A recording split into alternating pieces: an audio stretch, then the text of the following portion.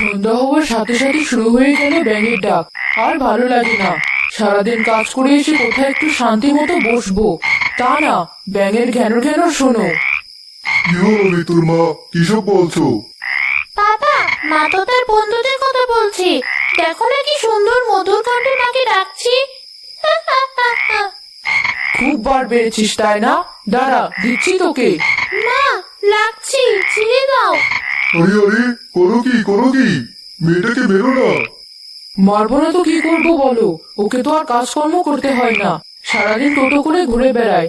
আর এদিকে আমি সারাদিন কাজ শেষে যখনই সন্ধ্যা এসে একটু বিছানায় শুই, অমনি ব্যাঙের ডাক শুরু হয়ে যায়। মা ঠিক কথাই বলেছি। শুনেছি বর্ষাকালে নাকি ব্যাঙ ডাকে, কিন্তু এই বছর দেখছি আমাদের গ্রামে সারা বছরই ব্যাঙ ডাকছি। মা, এটা আমিও খেয়াল করেছি। আসলে চারপাশটা বর্ষায় এত নোংরা আর পানি জমে থাকে যে ব্যাঙেরা সব জায়গায় এসে জোটে আর রাত হলেই ডাকতে শুরু করে। এই ব্যাপারটা নিয়ে মোড়ল মশাইয়ের সাথে একটু কথা বলো না কেন?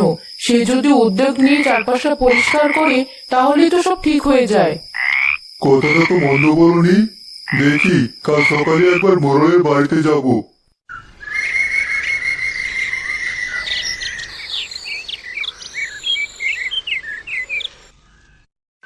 পরদিন সকাল হতেই রফিক ছুটল মোড়লের বাড়িতে। আরে রফিক যে, কি খবর তোর? গরিবের আবার কি খবর, আছি কোনো মতে। আহা, এভাবে বলছিস কেন? তা তুই যদি চাস আমার থেকেও তো কিছু টাকা করতে করতে পারিস। তবে হ্যাঁ, তার জন্য কিন্তু আমাকে তোর জমির দলিলটা দিতে হবে। না না মোড়ল মশাই, ওসবের দরকার হবে না। এমনিতেই খেতে পাই না, তার উপর যদি ধার কর্য করি, সুদ দিয়ে বাঁচবো কি করে? ও আচ্ছা, তোদের দেখি খুব তেল বেড়েছে। তা এবার ঝেড়ে কাজ দেখি, আমার কাছে কি দরকার এসেছিস? বলছিলাম, আমাদের গ্রামে এই বছর হঠাৎ ব্যাঙের উপদ্রব বেড়েছে। সন্ধ্যা হলে ওদের ঘ্যানর ঘ্যানর শব্দে জীবন্ত ওষ্ঠাগত। এই শব্দে ছেলেপেলেরা না পারে পড়ালেখায় মনোযোগ দিতে, না পারে ঘুমোতে। আমরা যারা বাইরে কাজ করি, সারাদিন পরে বাড়ি গিয়ে যে একটু শান্তিতে ঘুমাবো, সেটাও হয় না। আরে বাবারে, তা আমাকে কি করতে হবে শুনি? বলেছিলাম, যদি গ্রামের চারপাশটা একটু পরিষ্কার করা যেত, তাহলে হয়তো ব্যাঙদের হাত থেকে কিছুটা রেহাই পাওয়া যেত। কি বলতে চাস? আমাকে কি তোরা নোংরা পরিষ্কার করার লোক পেয়েছিস? এবার কি তাহলে আমাকে এসবও করতে হবে? নারামুল মশাই, আপনি ভুল বুঝছেন। আপনি যদি গ্রামবাসীকে ডেকে ব্যাপারটা বোঝাতেন, তাহলে আমরা নিজেরাই না হয় পরিষ্কার করতাম। না না, আমাকে দিয়ে অসুখ হবে না। সকাল সকাল যাস না তো, যা এখান থেকে। শুধু শুধু আমার সময় বরবাদ করিস না। মোড়ল বাড়ির ভিতরে চলে গেল। রফিকও মন খারাপ করে সেখান থেকে চলে গেল। এই রফিক, দাঁড়া দাঁড়া, কোথায় যাচ্ছিস? আর কোথায় যাব, বাজারে একটু কাজ আছে, ওদিকেই যাব। সত্যি করে বলতো, কি হয়েছে? মুখটা এমন বাংলার পাঁচের মতো দেখাচ্ছে কেন? আর চোখও তো লাল দেখাচ্ছে। লাল দেখাবে না? সারা রাত ঘুম হয়েছে নাকি? শুধু বিছানার এপাশ আর ওপাশ করেছি। ব্যাঙের ডাকে কি আর ঘুম হয়? ঠিকই বলেছিস, ব্যাঙের যন্ত্রণা আর ভালো লাগে না। তাই তো গিয়েছিলাম মোড়লের কাছে। বেটা এত বজ্জাত, কিচ্ছু করবে না বলে দিল। শুধু সবকিছুতেই সুদ খাওয়ার দান্দা, আর কিছুতেই মন নেই। মন খারাপ করিস না, পুরো গ্রাম তো আর সম্ভব না। চল, আমি তুই আর মিলন তিনজনে মিলে আমাদের বাড়ির পেছনটা পরিষ্কার করি, তাতেও তো কিছুটা সমাধান হবে। কথাটা তো মন্দ বলিসনি। তাহলে চল, আজকে বরং কাজে লেগে পড়ি। রফিক, সজীব ও মিলন তাদের বাড়ির পেছনটা পরিষ্কার করতে চলে গেল।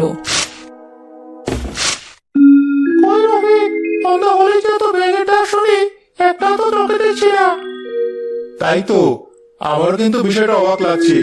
এত ডাক শুনি, অথচ একটা ব্যাঙেরও খোঁজ নেই। আরো ভালো করে খোঁজ, অবশ্যই পাওয়া যাবে। আর হ্যাঁ, খোঁজার পাশাপাশি এসব নোংরা জঙ্গলগুলো সাফ কর। তাতে ব্যাঙ দূর না হলেও মশা তো দূর হবে। রফিক, মিলন আর সজীব আবারও কাজে ব্যস্ত হয়ে পড়ল। ঠিক তখন রফিকের চোখ গিয়ে পড়ল এক বিশাল ব্যাঙের ছাতার দিকে।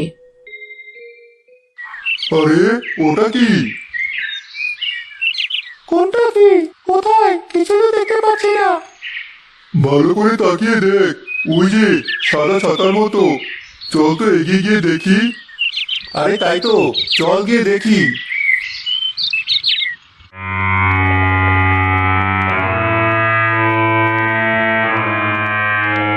ওরে বাবারে, এত বড় ব্যাঙের ছাতা! এজন্যই বলি সন্ধ্যা হলে ব্যাঙের তো ডাক শোনা যায় কেন? কুটাটার এক কোপে এই ছাতাটা আজ আমি ভেঙে ছাড়বো।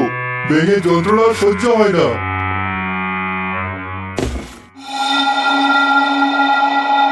এই যা, কুঠারটাই ভেঙে গেল। বাবারে বাবা, এত শক্ত ব্যাঙের ছাতা তো আমি জীবনেও দেখিনি। দেখিস কি তাতে কি, আজ তো দেখলি। এবার তো আমি ব্যাঙের ছাতা ভেঙেই ছাড়বো। রফিক ভাঙা কুঠারটা দিয়ে আবার আঘাত করার সাথে সাথে নিচের মাটি ফাঁক হয়ে গেল। এসব কি হচ্ছে? আমি পালাই দাদা, আমি পালাই।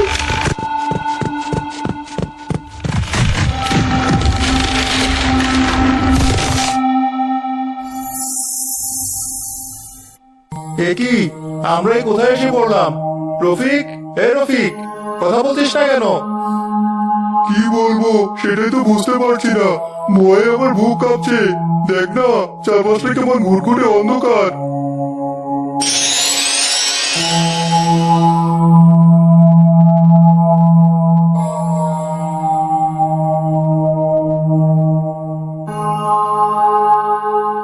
আরে বাস, এই তো দেখছি পুরো গুপ্তধন।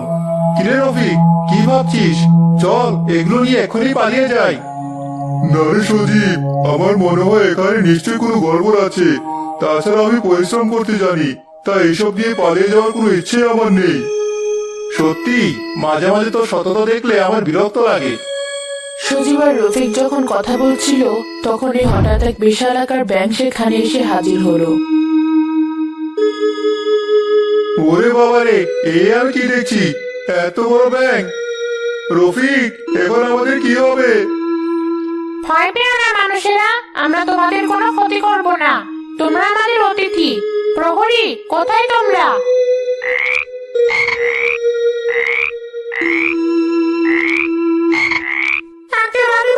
আমাদেরকে ডেকেছেন? হ্যাঁ ডেকেছি। আজ অনেকদিন পর আমাদের রাজ্যে অতিথি এসেছে, তাই আমি চাই তাদের জন্য কোনো অনাদর না হয়। যাও, এক্ষুনি অতিথিদের খাওয়ার ব্যবস্থা করো। কিন্তু কি হয়েছে মানুষ? তোমার কি কোনো সমস্যা হচ্ছে? আসলে আমাদের সাথে কি হচ্ছে আমরা কিছুই বুঝতে পারছি না। একটু খোলাসা করে বলবে তোমরা কারা, আমাদের গ্রামে বা কেন এসেছো? ও আচ্ছা, তাহলে শোনো। এখন তোমরা যেখানে আছো সেটা হচ্ছে আমাদের ব্যাঙ রাজ্য, আর আমি হচ্ছি সেই রাজ্যের ব্যাঙ রানী। তবে এই রাজ্য সবসময় এক জায়গায় স্থায়ী থাকে না। 2 মাস পর পর আমরা স্থান পরিবর্তন করি। কিন্তু এবার আমরা একটা সমস্যায় পড়ায় 2 মাস পেরিয়ে যেতেও তোমাদের গ্রাম থেকে কিছুতেই যেতে পারছি না। কেন, কি হয়েছে ব্যাংরানি? তোমাদের গ্রামে এসে আমাদের রাজামশাইয়ের এত ভালো লেগেছে যে প্রায় সন্ধ্যা হলে বাইরে বেরিয়ে যেত। তখনই এক ভয়ঙ্কর পোকা তাকে কামড়ে দিয়েছে। ব্যাঙেদের আবার পোকায় কামড়ায় নাকি? চুপ কর সজীব, রানীকে বলতে দে। কি আর বলবো, সেই থেকে রাজা অজ্ঞান হয়ে বিছানায় পড়ে আছে। আমাদের ব্যাঙ কবিরাজের পাতার নাম বলেছে, যেটার রস রাজামশাইয়ের ক্ষতস্থানে লাগালে রাজা আবার সুস্থ হয়ে উঠবে। তবে সেই পাতা নাকি একমাত্র এই গ্রামেই পাওয়া সম্ভব। তাহলে লাগাচ্ছ না কেন? সারাদিন মানুষের ভয়ে আমরা তো রাজ্য থেকে বের হতেই পারি না, তাই সন্ধ্যা হতেই সব প্রহরীরা বাইরে গিয়ে এদিক ওদিক পাতার খোঁজ করে। ও আচ্ছা, তাই তো বলি সন্দেহ হলে এত ব্যাঙের শব্দ শোনা যায় কেন?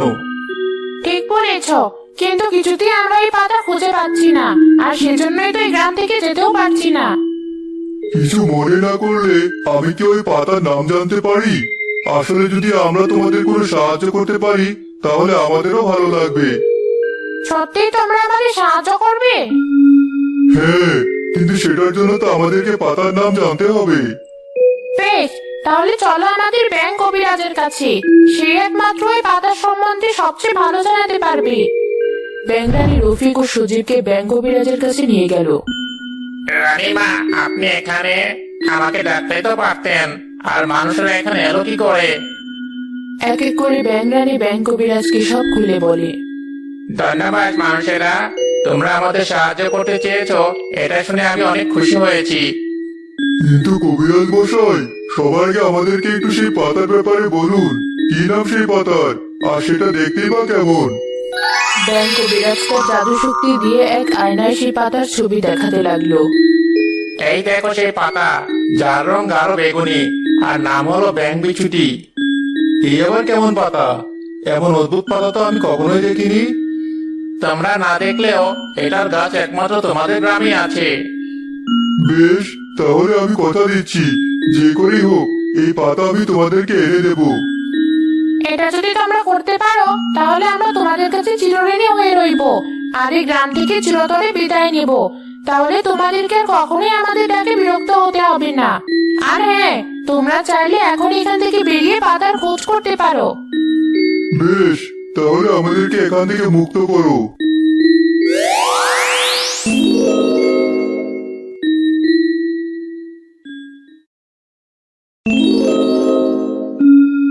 যাক বাবা, এবার শান্তি। এভাবে বলিস না সজীব, ব্যাংরাজার জন্য আমার খুব মায়া হচ্ছে। আর যাই হোক, আমাদের গ্রামে এসেই তো সে অসুস্থ হয়ে পড়েছে, তাই আমাদের ওকে বাঁচানো উচিত। এসব তুই কি বলছিস? ঠিকই বলছি, চল আমরা এখনই ওই ব্যাং বিছুটি পাতা খুঁজতে শুরু করি। রফিক আর সজীব চারপাশে ব্যাঙ বিছুটি পাতা খুঁজতে শুরু করলো। তখনই মিলন সেখানে এলো। একি রফিক, সজীব, তোরা এই গর্ত থেকে বের হলি কি করে? আমি তো ভেবেছিলাম আর কখনো তোদেরকে দেখতেই পাবো না। ভিতর ডিম কোথাকার, নিজে তো খুব পালিয়ে এলি, আর এখন দরদ দেখাতে এসেছিস? না মানে মানে মানে করতে হবে না, যা তুইও কাজে লেগে পড়। কাজ? কি কাজ? কিছু তো বুঝতে পারছি না। আরে বাবা, সেসব পরে শুনবি, আগে বেগুনি রঙের কোনো পাতা খুঁজে পাস কিনা সেটা দেখ। আচ্ছা, দেখছি। মিলনও ব্যাঙ বিছুটি পাতা খুঁজতে লাগলো। অনেক খোঁজার পর হঠাৎ রফিক দেখলো একটা বিশাল গাছের শিকড়ের সাথে জড়িয়ে আছে সেই ব্যাঙ বিছুটি পাতা। আরে ওই তো সেই ব্যাং বিছুটি পাতা। যাক বাবা, পেয়েছি তাহলে। এবার তো আমি বল, এই পাতা দিয়ে তোরা কি করবি? শোন মিলন, এখন তুই বাড়িতে যা, বিকেলে তোকে সব বলবো। চল সজীব, আমাদেরকে এখনই ব্যাঙের ছাতার কাছে যেতে হবে।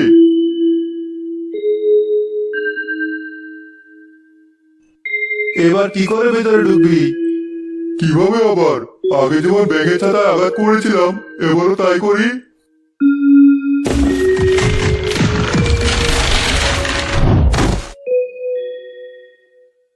তোমরা এসেছো? আমি তো ভেবেছিলাম মুক্ত হয়ে তোমরা আর কখনো এখানে আসবে না। না না রানী, আমি যখন প্রতিশ্রুতি দিয়েছি তখন তো অবশ্যই আসবো। এই যে ব্যাং কবিরাজ, এই নিন আপনার ব্যাং বিছুটি পাতা, আর এটা দিয়ে এখনই রাজামশাইকে সারিয়ে তুলুন। আরে হ্যাঁ, এটাই তো সেই পাতা। চলুন রানীমা, এখনই রাজামশাইয়ের কাছে চলুন। সবাই রাজামশাইয়ের কক্ষে গেল।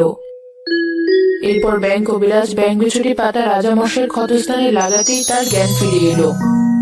রাজামশাই, আমি তো ভেবেছিলাম আপনাকে আর ফেরতই পাবো না, কিন্তু এই মানুষের জন্য আমি আবারও আপনাকে ফেরত পেলাম। ধন্যবাদ মানুষেরা। এতকাল আমি শুধু মানুষদেরকে হিংস্রই ভেবে এসেছি, কিন্তু এই প্রথম বুঝলাম মানুষেরাও ভালো হয়। তবে এই প্রতিদান আমি বৃথা যেতে দেব না। প্রহরী, এখন এই দুই মানুষকে তাদের ওজনের সমতুল্য হিরে জহরত উপহার হিসাবে প্রদান করো। কিন্তু কোনো কিন্তু নয়, রাজামশাই যখন বলেছে এই উপহার তোমাদেরকে গ্রহণ করতেই হবে। ব্যাঙ রানী ও ব্যাঙ রাজা রফিক ও সজীবের ওজনের সমান হিরে জহরত উপহার দিয়ে তাদেরকে গ্রামে ফেরত পাঠালো। তারা নিজেরাও রফিকদের গ্রাম থেকে চিরতরে বিদায় নিল।